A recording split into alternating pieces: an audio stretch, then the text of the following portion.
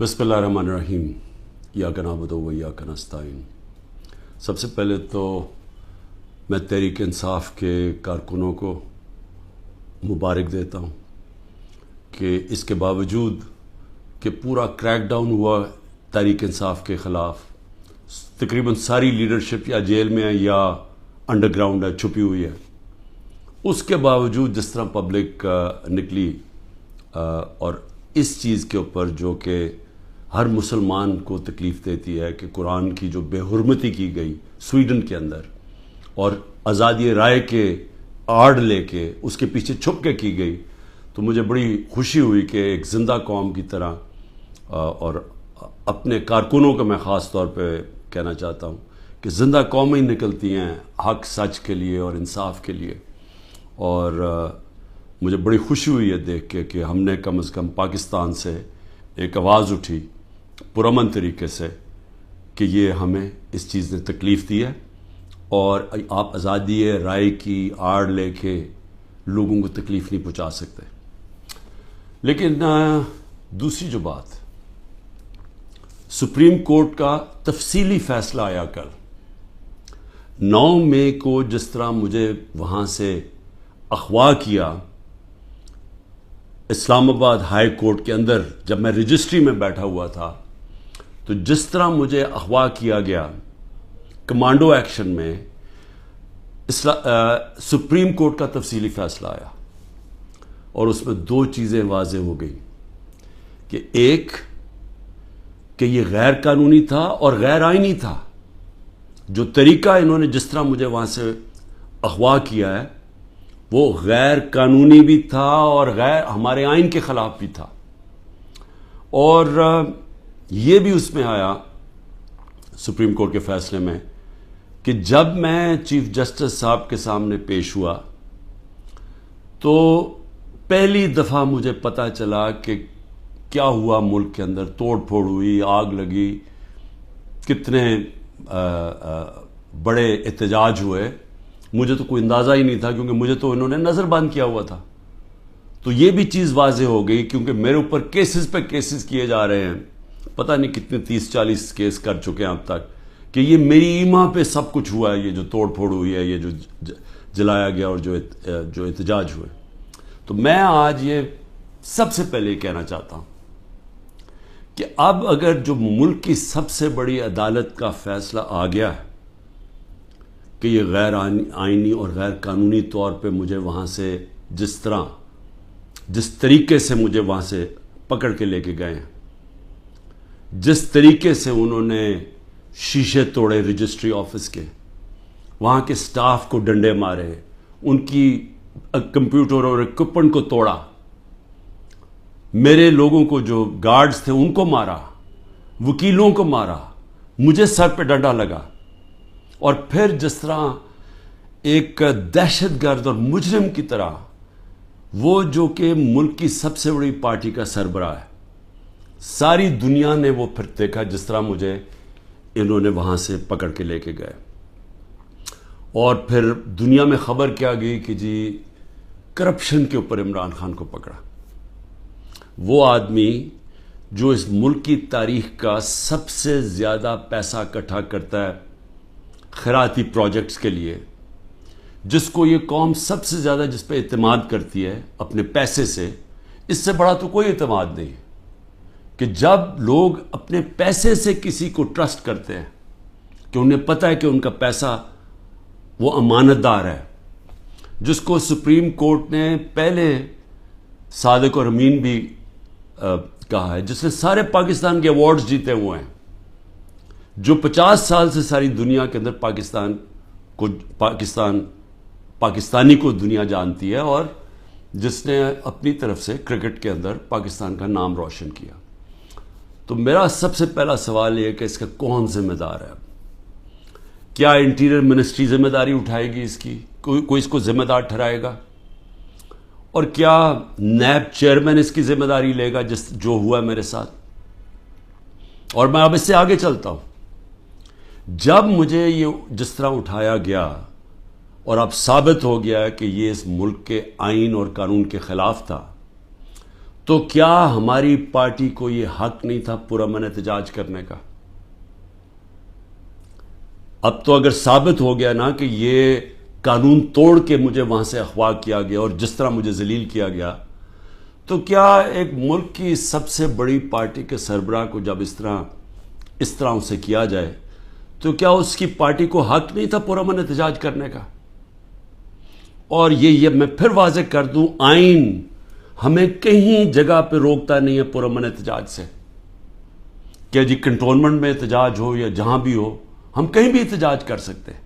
یہ ہمیں آئین ہمیں حق دیتا ہے، ہمیں توڑ پھوڑ کا حق نہیں دیتا، ہمیں جلانے کا حق نہیں دیتا، اور وہ سارے ہم سب اس کی مذمت کرتے ہیں۔ میں نے سپریم کورٹ میں جب مجھے بتایا چیف جسٹس صاحب نے، میں نے اس کی مذمت کی، اور انہوں نے وہ لکھا اپنے آرڈر کے اندر، اور میں نے کہا کہ 27 سال میں آج تک میں نے کبھی اپنی جماعت کو یہ نہیں کہا کہ کسی قسم کی انتشار کے اندر شامل ہو۔ میری سٹیٹمنٹس ہیں، جب ہمارے سے ظلم بھی ہوا 25 مئی کو، جب ہمارے اوپر جس طرح انہوں نے ہمارے ساتھ ظلم کیا کہ ہمیں بگر کراؤڈ ہے ان کا ڈنڈے مار کے ٹھیک کرو، عورتوں کے اوپر، بچوں کے اوپر جو ہمارے نکلے ہوئے تھے پرامن احتجاج کے لیے، ان کے اوپر جو انہوں نے تشدد کیا، میں نے اگلے دن اسی دن رات کو ہوا، صبح کو میں نے اپنا دھرنا کینسل کر دیا، اور میری اس تقریر سن رہے ہیں، میں نے ادھر کہا کہ میں انتشار نہیں چاہتا۔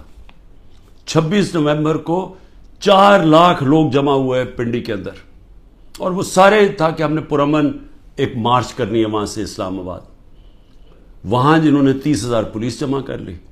تو مجھے پھر پتا تھا کہ انہوں نے ہمارے ساتھ وہی جو 25 مئی میں انہوں نے اس باری پھر وہی کرنا ہے، اور مجھے خوف تھا کہ اتنی زیادہ پبلک ہے اور وہاں خون خرابہ ہوگا۔ میں نے کینسل کر دیا، میں نے اسلام آباد کی مارچ 26 نومبر کو کینسل کی، اور اس کے بعد یہاں 8 مارچ کو جب ہم پرامن ہماری الیکشن کی ریلی نکلنے شروع ہوئی، انہوں نے اس کے اوپر جب حملہ کیا، پھر وہ میں نے ریلی کینسل کی، میری تقریر ہے۔ تو میں نے تو ہمیشہ پرامن احتجاج کی بات کی ہے 27 سالوں سے، تو وہ سامنے آ گیا، سپریم کورٹ کی ججمنٹ بھی ہے کہ مجھے تو جب پہلی دفعہ پتا چلا میں نے تب کہا، مذمت کی۔ اور اس کے علاوہ اب یہ جو ہمارے لوگوں کا احتجاج ہے، اس کو غداری کہہ دیا گیا ہے کہ ملک سے غداری ہوئی ہے۔ اب میرا سوال یہ ہے کہ غداری کس نے کی؟ کیا ڈنڈے مار کے ایک پارٹی کے سربراہ کو اور اس کے لوگوں کو مار کے اور غیر قانونی طور پہ اغوا کرو، اور پھر ہم سمجھیں کہ جی وہ بھیڑ بکریوں کی طرح چپ کر کے بیٹھ جائے گی پارٹی؟ وہ احتجاج بھی نہیں کر سکتی، وہ احتجاج کرے تو وہ غداری ہوگی اب، اور ان کو ساروں کو جیلوں میں 48 گھنٹے میں 10,000 لوگوں کو جیلوں میں ڈالا، سینئر لیڈرشپ ساری جیل میں، ابھی ساری انڈر گراؤنڈ ہے۔ 9 مئی سے اب تک ہر روز لوگوں کو اغوا کیا جا رہا ہے، ہر روز لوگوں کے گھروں میں جاتے ہیں، رشتہ داروں کے گھروں میں جاتے ہیں، گھر توڑتے ہیں، پولیس گھر لوٹتی ہے، ساتھ نامعلوم افراد آتے ہیں، چوری کرتے ہیں۔ میاں اسلم اقبال کی بیٹی کے سارا جہیز چوری کر کے لے گئے۔ کل وہاں بنو کا ہمارا ایم پی پختون یار 40 لاکھ کا وہاں اس کے گھر پہ سونا پڑا ہوا تھا، زیور پڑا تھا، وہ چوری کر کے لے گئے۔ یہ کون سی دنیا میں اس کی اجازت ملتی ہے؟ کون سے قانون کے تحت؟ اور صرف سزا مل رہی ہے کہ جی آپ نے 9 مئی کو احتجاج کیوں کیا؟ کیونکہ اب تو واضح ہو گیا نا کہ ہمارا احتجاج جائز تھا، کیونکہ غیر قانونی طور پہ، پھر سے میں کہتا ہوں، آئین توڑ کے مجھے اٹھایا گیا ہے، اور جس طرح اٹھایا گیا ہے اس کا ریئیکشن آنا تھا۔ اور میرا اگلا سوال ہے کہ کس نے پلان کیا سب کچھ؟ کیونکہ یہ جس نے بھی پلان کیا، کیا وہ چاہتے تھے کہ یہ ریئیکشن ہو؟ کیا یہ جان کے کیا گیا؟ کیونکہ اور طرح کی بھی تھے، اگر پکڑنا تھا وارنٹ دکھاتے پولیس، میں نے چلنے سے پہلے کہا کہ اب مجھے پکڑنا ہے تو وارنٹ دکھاؤ، پولیس آ کے لے جائے، تو وہاں سے اس طرح بھی، لیکن کیوں یہ جان کے کیا گیا؟ اور مجھے یہ شک ہے پری پلان تھا سب کچھ، یہ ریئیکشن پتا تھا اس کا ریئیکشن ہونا ہے، اور اس ریئیکشن سے پہلی تیاری کی ہوئی تھی کہ اس کے بعد کرنا کیا ہے، کیسے انہوں نے تحریک انصاف کو کرش کرنا ہے، جو ابھی تک کوششیں ہیں. اور پھر ابھی تک میں آخری 2 سوال پوچھتا ہوں کہ ابھی تک کیوں نہیں انڈیپینڈنٹ انویسٹیگیشن ہوئی کہ جو یہ کور کمانڈر کا گھر جلایا گیا ہے اس کے پیچھے کون تھا؟ کیوں نہیں انڈیپینڈنٹ انویسٹیگیشن؟ کیونکہ یہ کوئی نہیں ہوتا کہ جی آپ ہی فیصلہ کریں کس نے کیا اور آپ ہی پکڑ کے ان کو سزائیں دے دیں. یہ جج جوری ایکسیکیوشنر دنیا کے کسی قانون میں نہیں ہوتا. تو کوئی انڈیپینڈنٹ انویسٹیگیشن نہیں ہوئی. ہم ڈیمانڈ کرتے ہیں انڈیپینڈنٹ انویسٹیگیشن ہو. انشاءاللہ ہم ثبوت دیں گے کہ اس کے اندر لوگ گھسائے ہوئے تھے، ایمبیڈ کیے ہوئے تھے لوگ.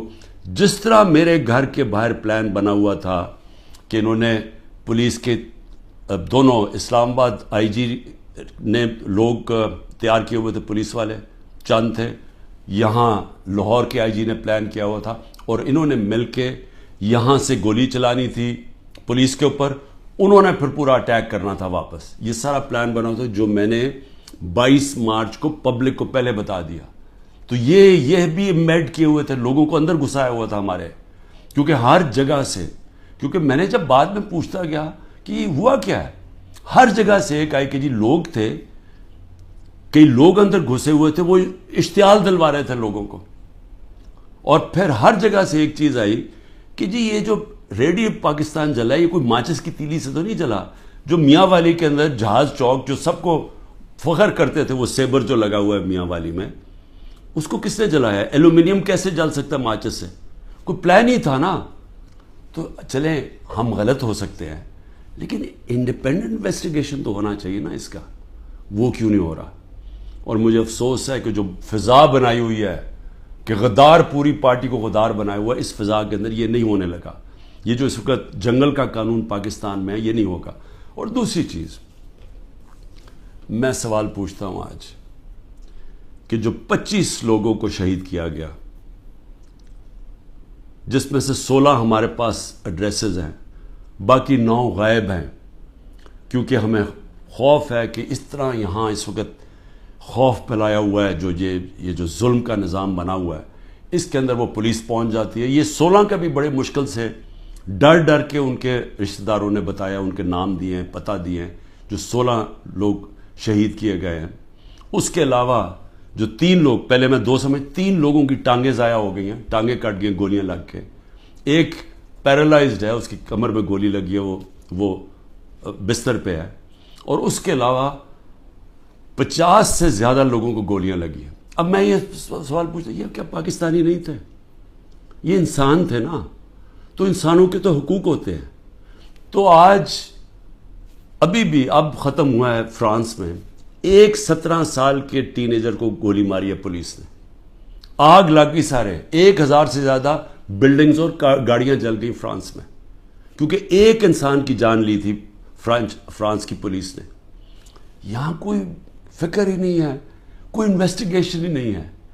سب نہتے تھے، کسی پولیس والے کو، کسی رینجر کو کوئی گولی نہیں لگی.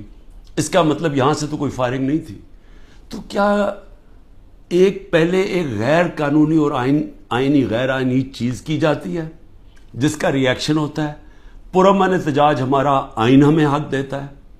تو کیوں ان کو ابھی تک انویسٹیگیشن نہیں ہوئی کہ یہ جو لوگ بیچارے نوجوان تھے، ان کے ماں باپ تھے، بیوی بچے تھے، ان کو جو گولیاں ماری گئیں کوئی نہیں پوچھے گا.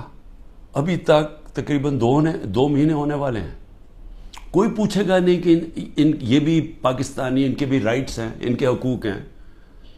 تو اس کو بھی صرف ایک پوری فضا بنا کے کہ جی پاکستان کے اندر جو یہ ہوا ہے 9 مئی کو، اس کے اوپر ایک پوری پارٹی کے اوپر، اس کے اوپر ہر قسم کا تشدد کرو، ان کو دباؤ، ختم کرو. اور میں سمجھتا ہوں یہ پری پلان تھا، سب کچھ پہلے سے پلان بنا ہوا تھا. میں آخر میں یہ کہنا چاہتا ہوں کہ دیکھیں، میں پاکستان کی اب بات کر رہا ہوں، میں اپنی پارٹی کی بات نہیں کر رہا. یہ جو ظلم ہو رہا ہے ایک ملک کی سب سے بڑی پارٹی کو سازش کے تحت، کیونکہ الیکشن یہ پی ڈی ایم والے اب لڑ نہیں سکتے، ان سب کو خوف ہے کہ الیکشنز کے اندر انہوں نے ہار جانا ہے. تو یہ پوری سازش کا حصہ بنے ہوئے ہیں اور اسٹیبلشمنٹ کے ساتھ جان کے اسٹیبلشمنٹ کو ہمارے خلاف اور کر رہے ہیں، صرف اس لیے کہ یہ الیکشن میں پی ٹی آئی کو اسٹیبلشمنٹ ختم کرے پی ٹی آئی کو، تاکہ یہ چور پھر سے الیکشن جیت کے آ جائیں. اور ان کا کوئی انٹرسٹ نہیں ہے پاکستان میں. 14 مہینے میں انہوں نے پاکستان کو ادھر کھڑا کیا ہے کہ جو آج اگر کل ہم نے آئی ایم ایف کے ساتھ اس لیے ڈیفالٹ سے بچانے کے لیے اپنے ملک کو تباہی سے بچانے کے لیے، حالانکہ ہمارے پر ہر قسم کا ظلم ہو رہا ہے، ہم نے اس کے باوجود ان کی سٹینڈ بائی ایگریمنٹ کے ساتھ اس لیے گئے ہیں کہ ہمارا ملک بچ جائے. ان کو کوئی فکر نہیں ہے کیونکہ ان کے سارے پیسے باہر پڑے ہیں.